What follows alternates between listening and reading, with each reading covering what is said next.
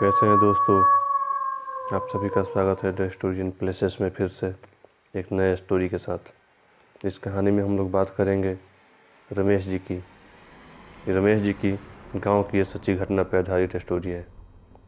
रमेश जी एक किसान हैं और गांव में खेती करके अपना जीवन यापन करते हैं।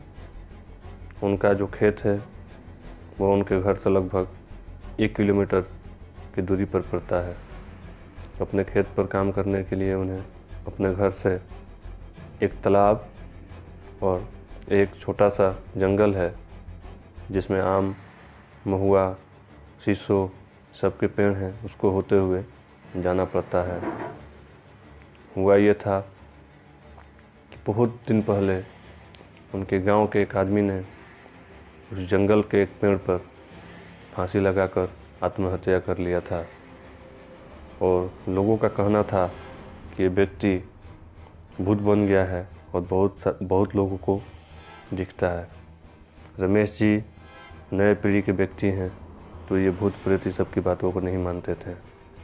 वो बोले कि एक बार अपने खेत का रखवाली करने के लिए लहलहाती धूप में वो अपने घर से निकल पड़े। तालाब को होते हुए अपने खेत की ओर तेज़ी से बढ़ रहे थे। वो अपनी धुन में मगन होकर जा रहे थे।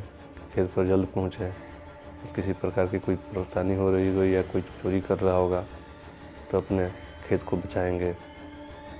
जैसे ही जंगल के पास पहुँचे उन्होंने बताया कि उनका ध्यान अचानक उस पेड़ की ओर गई और उस पेड़ पे उन्होंने देखा कि एक व्यक्ति रस्सी बंधा हुआ है और लटका हुआ है और वो व्यक्ति के आँख बहुत बड़े बड़े दिख रहे हैं, मानो जैसे अंगार बरसा रहे हों।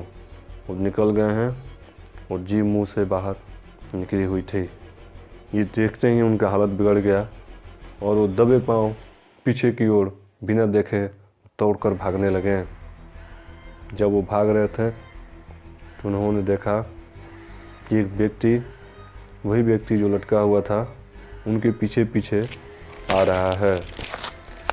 और थोड़ा देर आने के बाद ये हुआ कि पीछे से उनको जोर से एक थप्पड़ कस के लगा और वहीं पर गिर गए। बहुत सारे लोग और भी खेत में इधर उधर काम कर रहे थे। वो सब दौड़ के आए और दौड़ कर आने के बाद देखें तो रमेश जी बेहोश पड़े हुए थे। फिर लोगों ने उन्हें जल्द से उठाकर उनके घर ले गए और वहाँ से हॉस्पिटल की ओर लेकर गया। तब जाकर उनका जान बचा। फिर रमेश जी ने बताया कि उस दिन के बाद कभी वो अकेले उस जंगल की ओर नहीं जाते हैं और सारे गांव के लोगों ने पंचायत बैठाया कि कोई भी इस तरह से अकेले वहाँ नहीं जाएगा। तो ये थी रमेश जी की स्टोरी। कैसी लगी दोस्तों कमेंट में ज़रूर बताएं और ऐसी स्टोरी को सुनने के लिए हमारे channel the story in places को सब्सक्राइब करें। धन्यवाद।